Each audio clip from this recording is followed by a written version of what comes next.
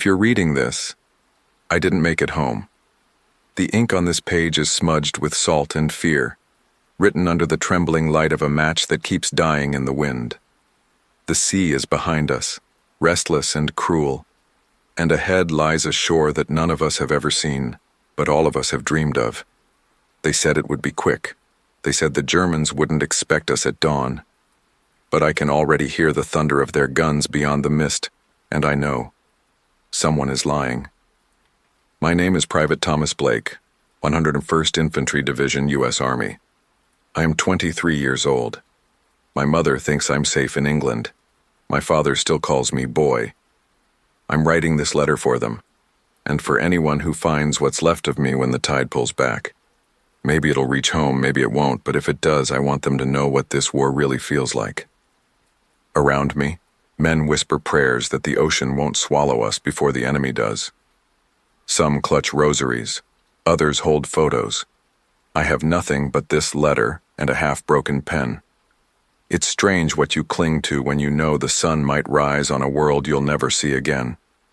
4, the captain shouts, the ramp lowers. My stomach turns to stone. The first bullet hits the boat before my boots touch the sand. If this is the last thing I ever write, let it be this. We were just boys sent to do a man's impossible work. And if you ever stand on this beach long after we're gone, listen. You'll still hear us in the wind, whispering that freedom was never free. They told us the invasion would change everything, that history would remember us as the ones who brought freedom back to Europe. Maybe that's true. But when you're standing knee-deep in cold, salt water, clutching a rifle that feels heavier than your body, history doesn't feel heroic. It feels wet, loud, and endless. The sky over Normandy wasn't blue that morning. It was gray, filled with smoke and rain that stung like needles. Every heartbeat felt borrowed, every breath a negotiation with death. I started writing this letter the night before we left England.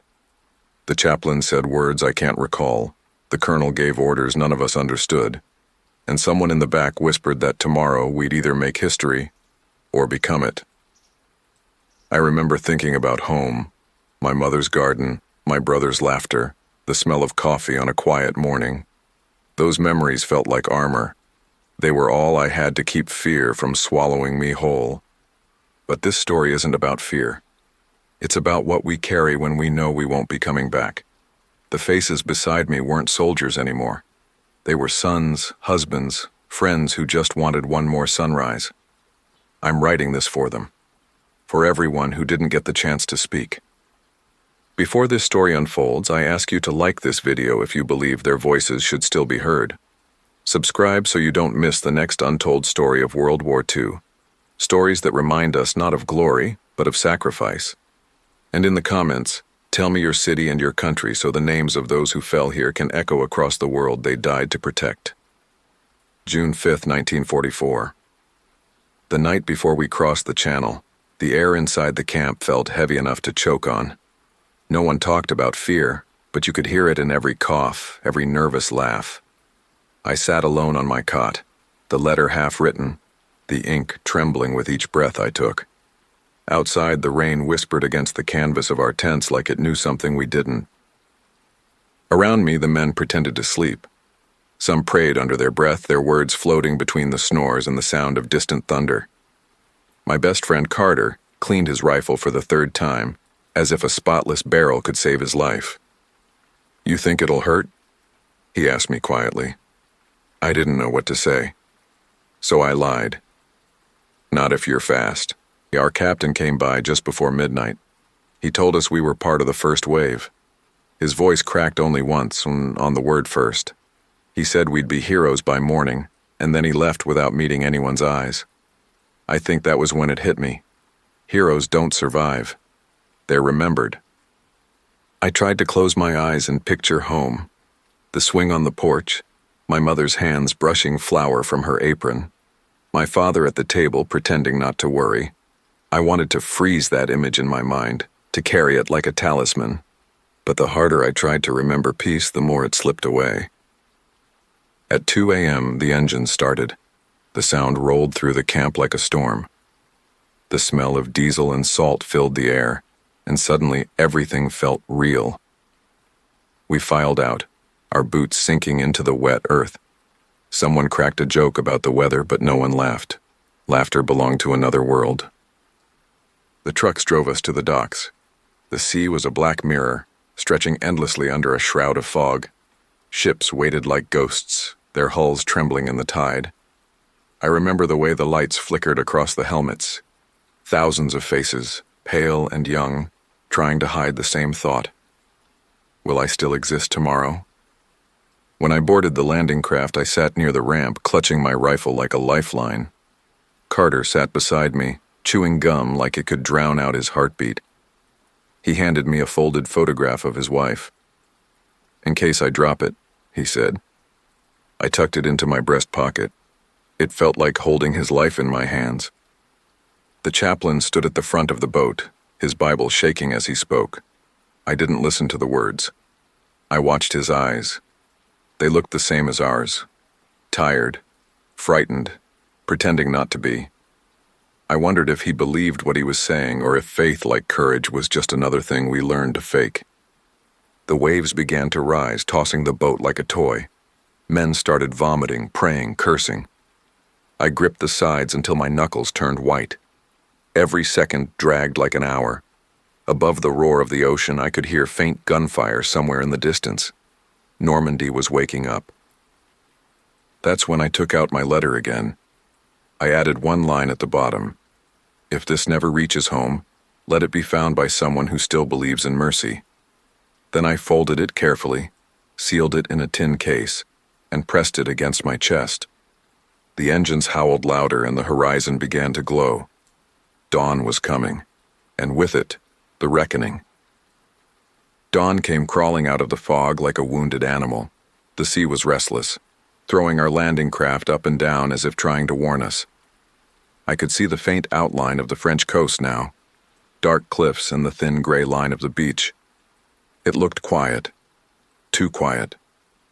Someone behind me whispered, "Maybe they don't know we're coming." But we all knew better. The Germans always knew. Then came the sound. The first shells screaming through the air. The ocean erupted. A boat to our right vanished in a spray of metal and fire. The explosion hit so hard it felt like the world cracked in half. Water rained down, mixed with smoke, blood, and bits of wood. I didn't even have time to be afraid. My body just moved. Instinct took over where courage failed. "Down, down!" our sergeant shouted. We crouched as bullets tore through the metal sides of the craft like claws. Sparks flew. Men screamed. Carter shouted something I couldn't hear. And then the ramp dropped. I didn't want to go forward, but the men behind pushed, and suddenly I was falling into freezing water that rose to my chest. The sea turned red almost instantly. Bodies floated beside me, the waves rocking them gently like the ocean was trying to comfort the dead. I ran, half swimming, half stumbling, the weight of my gear dragging me down. Bullets hissed into the water, each one a whisper from hell. My helmet flew off. I remember the salt in my mouth, the sand under my boots, and the unbearable noise, like thunder made of screams. When I reached the beach, I threw myself behind a steel barrier and gasped for air. Carter collapsed beside me, clutching his arm. Blood soaked through his sleeve. "Keep moving," a voice yelled, but there was nowhere to go. The machine guns pinned us down, stitching the sand in straight lines of death. Every second felt stolen. I looked around. Faces I knew moments ago were now lifeless shapes. One boy, no older than 19, kept calling for his mother until his voice vanished. I pressed myself into the sand, shaking, and thought of home. For the first time, I understood what dying really meant. Not the pain, but the silence that follows it. We waited for what felt like hours, trapped between the sea and the guns. Then the tanks came, monstrous shapes crawling out of the water. They roared forward, crushing obstacles, drawing fire away from us. Our officers waved us on. I don't remember standing up. I just remember running, through smoke, through bodies, through a storm that had no sky. The smell was everywhere. Burning oil, wet sand, blood. My hands wouldn't stop shaking. I fired blindly toward the bunkers, not out of bravery, but to prove to myself I still existed. Somewhere above the chaos, I heard a voice yelling orders in German, sharp and panicked. Even they sounded afraid now. When we finally reached the cliffs, I turned back. The beach behind us was a graveyard. Helmets floated in the tide like black flowers.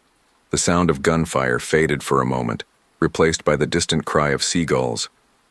It was almost beautiful, in a way that made me hate myself for noticing.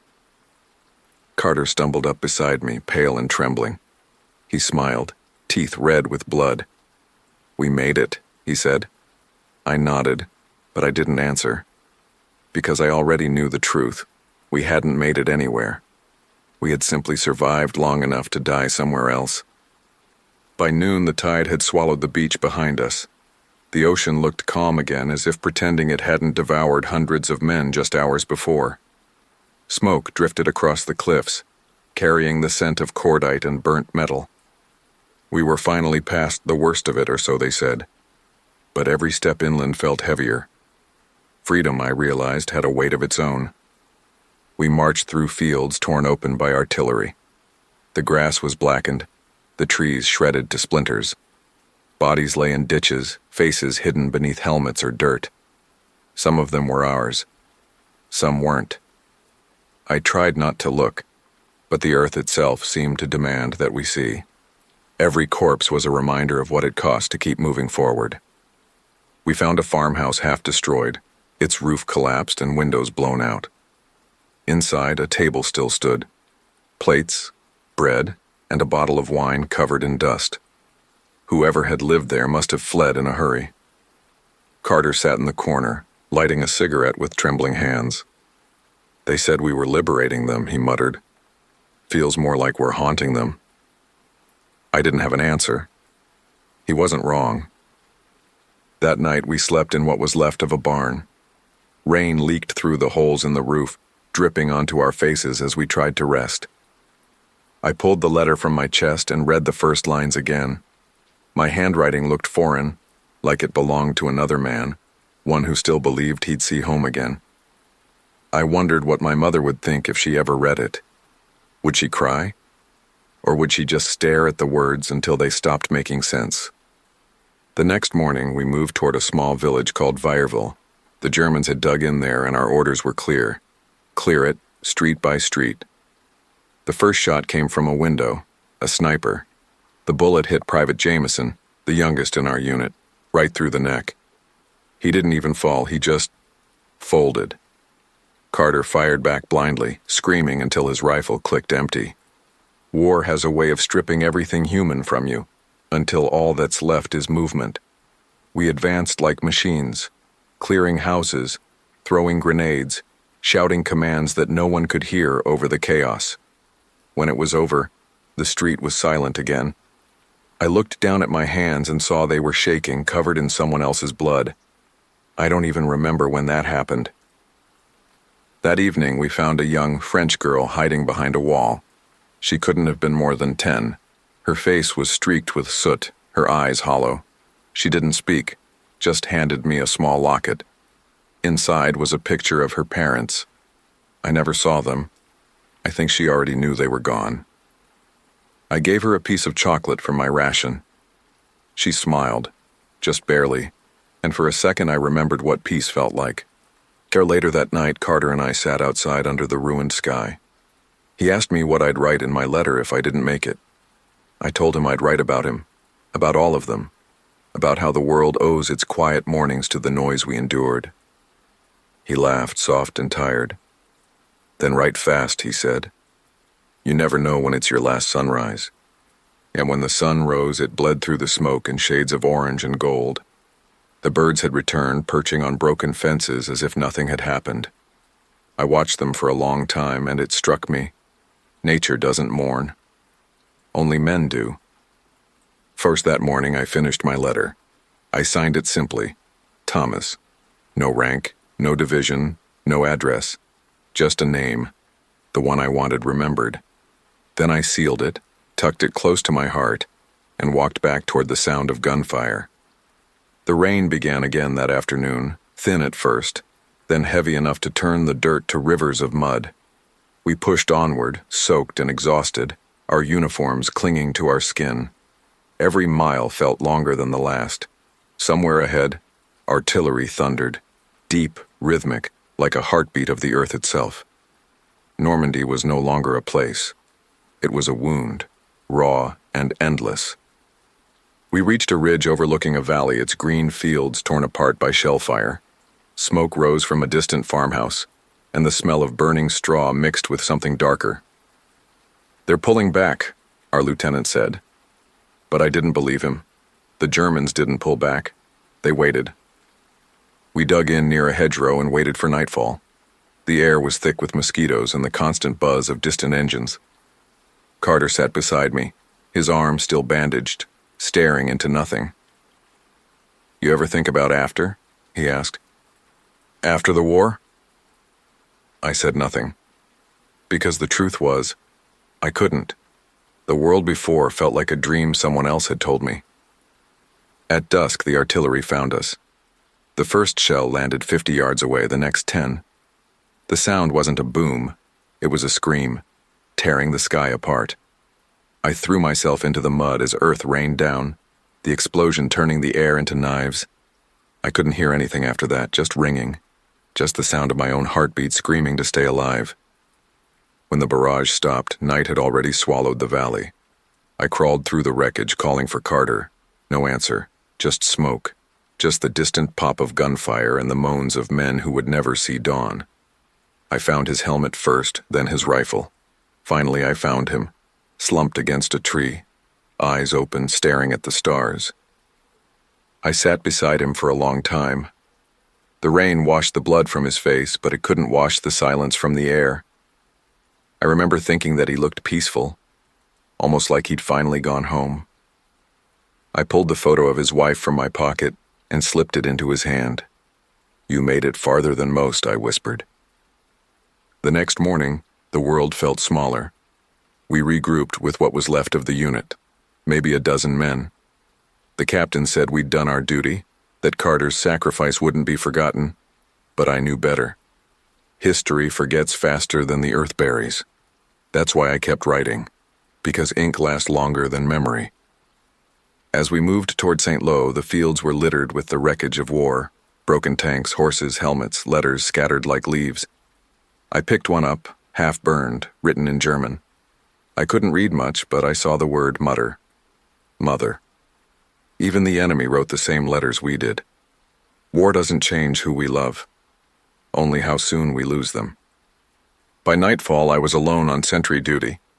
The rain had stopped, but thunder still rolled in the distance. I looked up at the stars, the same ones that shone over home. For the first time since we landed, I felt calm. Maybe that was what acceptance felt like. Maybe I had already died, and this was the part where my body just hadn't caught up yet. First, before I closed my eyes that night, I took out my letter once more.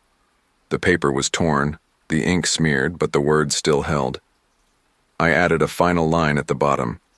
"Tell them we did our best. Tell them we believed it mattered." Then I folded it, tucked it close, and waited for whatever the sky would send next. Morning came quiet, almost gentle, the kind of silence that feels wrong after too much noise. The fog hung low over the fields, softening the scars of battle. For a moment, it almost looked like peace. I could hear birds again. They sang without fear, without memory. I envied them.